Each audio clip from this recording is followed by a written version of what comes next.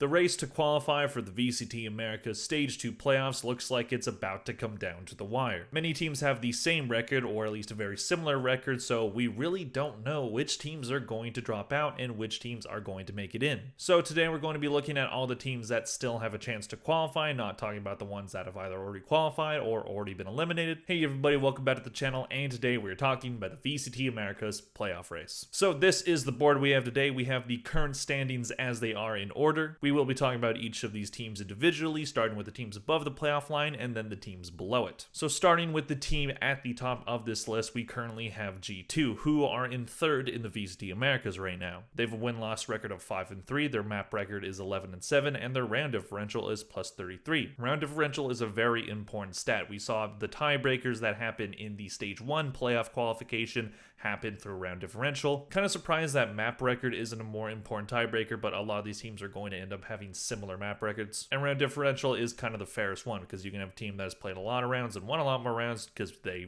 played more maps, but they have a worse differential, so maybe they technically weren't playing as well. So round differential is a very important tiebreaker. So G2 being +1 over Crew, even though they have the same record, does put them in that third spot. And for the best map category, I chose to go by map record. I felt like going by map record just made a lot more sense because, there is a discussion about which was these teams' best map. For G2, it's been Icebox in the past, but the record on it is actually negative. It's been pretty up and down this year. They are pretty solid on Lotus as well, having a very good defense record, but Ascent does have a better win percentage on it, so I went with that. And for this team's MVP, I went with Leaf. I do feel like as an individual performer, he's probably performing the best, but I think what's impressive about G2 is they aren't reliant on superstar talent. They have some very incredible players, but they don't have an Icebox. They don't have an Oxy. They don't really have a player that has to carry the rest of the team and do everything. I think they have a very well-balanced team. Their team play is incredible. They play very disciplined, and it really shows in their play. I think G2 out of everybody here definitely has the best chance to make playoffs. I do have them very high in my power ranking, and their last two matches are against Crew and Sentinels. Crew is a very winnable match for them. Sentinels, less winnable, but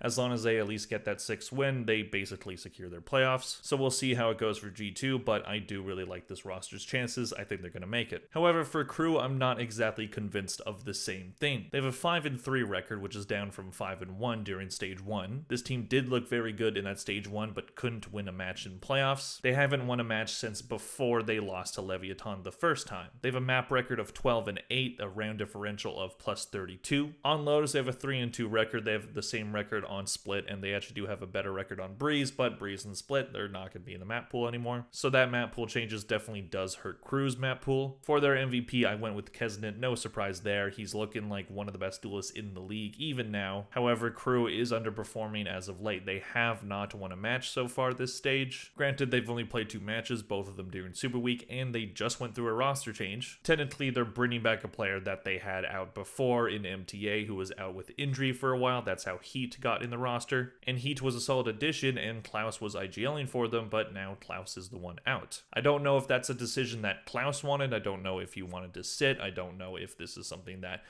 he knew was coming. However, it's done, so we'll see how it goes. MTA, he hasn't looked terrible or anything, but from what we've seen of this team since him rejoining, which is only 1 match, doesn't look like the same team that we saw dominate teams in Stage 1, but there is time for them to recover. They do have a good cushion. They have a solid round differential and a solid map record. 5-3 is not a bad record. Their last 2 matches are against G2 and C9. Already talked about that match against G2, but that match against C9 I think is very winnable for them. I do think Crew can recover. I do want to see this team in playoffs. It would be a shame if they had that really strong run in Stage 1 and then it just looks like a fluke if they just flame out. I do think they can do it, especially with some of the other teams that have been underperforming this stage. They do have a cushion, but it is going to be tough for them. Moving on to C9, who have a very similar vibe to Crew. In Stage 1, they had a pretty solid run, having the same record as Crew, 5-1, but then they lose to G2 in playoffs, and that was the knockout round, so they got knocked out in single elimination. So that abruptly ended that run, and I definitely thought that the way that C9 were playing wasn't something that was very sustainable. They would start matches slow, and then were just able to grind them out later on and make a comeback, and eventually that bubble's going to burst a little. It is hard to rely on comebacks. They have a 5-3 4-3 record as it stands right now, a map record of 11-10, a round differential of +8. Their best map right now is Sunset. They have a 3-1 record on it, and their MVP is easily Oxy. Oxy looked incredible in Stage 1. We haven't seen that same magic from him in Stage 2 quite yet, but the team has been struggling as a whole. But if he doesn't get going now, I don't think C9 is going to have a very good chance of making playoffs. While they are in a playoff spot with a decent record, their round differential really hurts them right now, and with 100 Thieves and EG both looking to make comebacks, it is going to be very tough for them to hang on to that spot, so they definitely have to get a win. Their last two matches are against Energy and Crew. I already talked about the Crew one, but the Energy one should be winnable. At this point, we really don't know which version of Energy we're going to get on a day-to-day basis. If they play against the version of Energy that played against Crew, it's going to be a tough match to win, but if they play against the one that played against G2,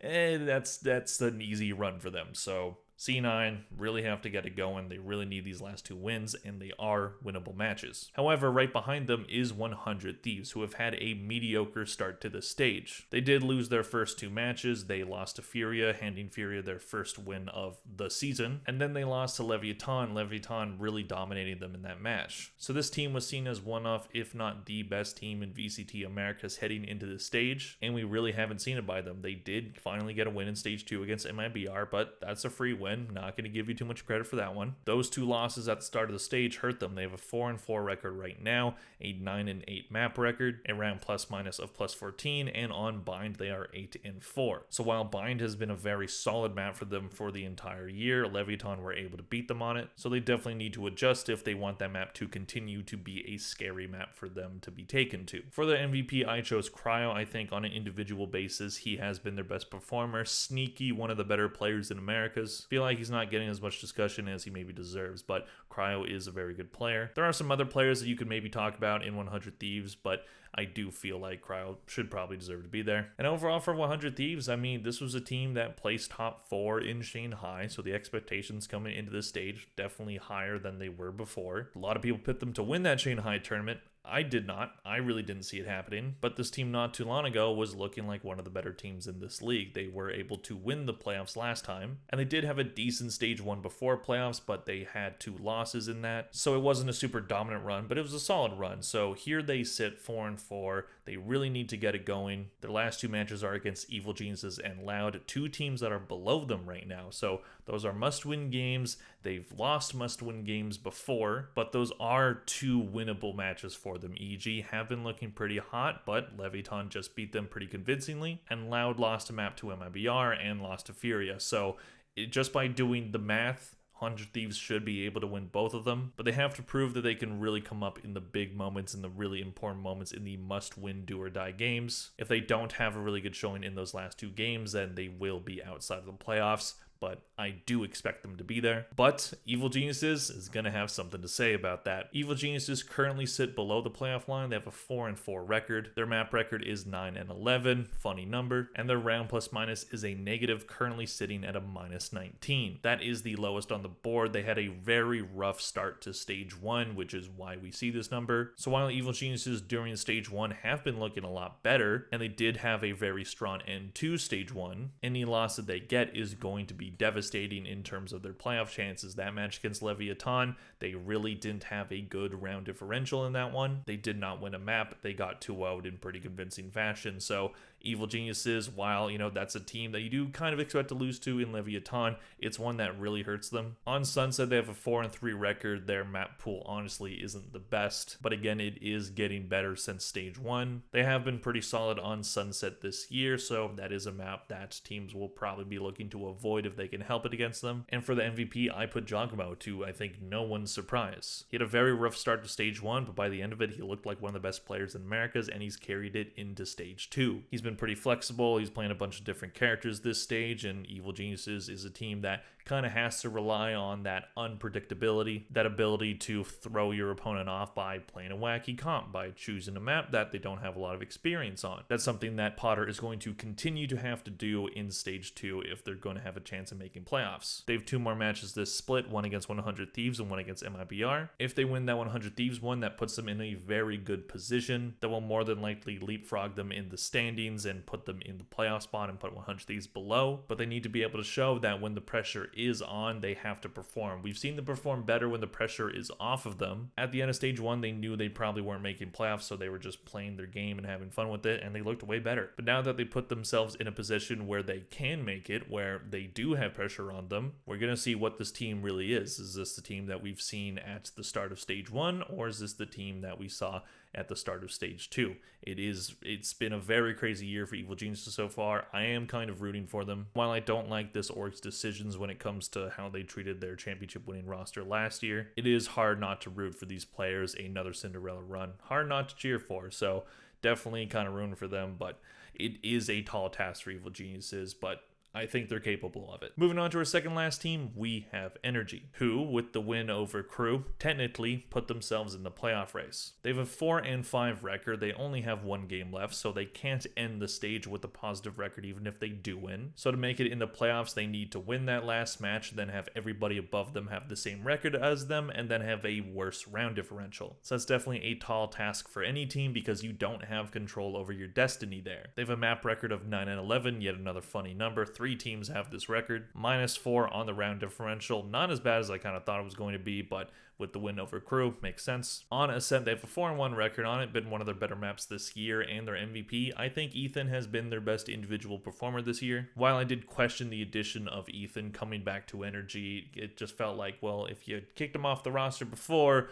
what did you not like in his game that made you, just excuse that and bring him back? It was a bit weird to me, but as an individual performer, Ethan has probably been their best player this year. Was kind of hoping Victor would be that player, but Victor's definitely having a rough stage too. I really don't see it for this Energy team. Again, they can't end with a positive record, so they just don't have control over what happens. If they win, they technically are capable of it, but it just is really hard to see this team, do much of anything, even if they do make playoffs. Really rough year for Energy overall. They had very high expectations and haven't been able to meet them at all. They are kind of the Sentinels of 2023, where there were high expectations, especially with the talent that they brought on the roster, and then it just didn't work. But maybe next year they can be the Sentinels of 2024, where they come back and they look incredible right out the gate. So we'll see what the future is for Energy, but I don't think that future, at least in the near future, is going to include playoffs. Moving on to our last team, we have Loud. Loud are in a very similar situation to Energy. They can't end the stage with a positive record. They are currently 3-5. They have 2 games left in the stage. Same map record as Energy, 9-11. A RAM plus minus of -13. Definitely not Loud numbers here. They had a really rough start to stage 1, and then they were able to get 2 wins to end the split to just squeak into playoffs over Evil Geniuses. But now in stage 2, it's looked really rough for them. They barely got by MIBR. They started the stage by losing to Evil Geniuses, a team that has now leapfrogged them, and they lost to Furia, a team that they absolutely should have beat, especially considering Brazil's record against Loud. Loud had a perfect record against Brazilian teams heading into that match, so that perfect record is no more. For their map pool, it definitely hasn't looked the same like it has in previous years, but Icebox they do have a 6-5 record on. They've looked dangerous at times, they've looked bad at times on that map, but overall it is kind of their best one right now. And for the MVP throughout the year, I feel like it's been less. You could also say Sadak, and during stage 2 Pancata has had a decent run, but I feel like less overall has looked like the best player for this team. As I said, it's a similar situation to Energy. They can't end with a positive record. They're not in control of their destiny. It's really hard to see this team doing much of anything to win the stage. Maybe they win the last 2, but they have Leviathan and 100 Thieves, so a team that's already secured their playoff spot, so maybe they can win that one, just catch them on an off day. But to end the stage against 100 Thieves, that's a do or die game for them, so really tough to see 100 Thieves letting that one get away from them. It's technically possible, but it is a very tall task for this team, especially since they don't have control. So that is my opinion on each one of these teams' chances to make playoffs. For these teams, it's do or die. If they make playoffs, their season continues. If they don't make it, their season is done. So we'll see what ends up happening at the end of the day. Let me know in the comment section down below who you think is making the VCT Americas Stage 2 playoffs. Please click like if you enjoyed this video. Thank you all very much for watching, and I'll see you guys in the next one. Bye.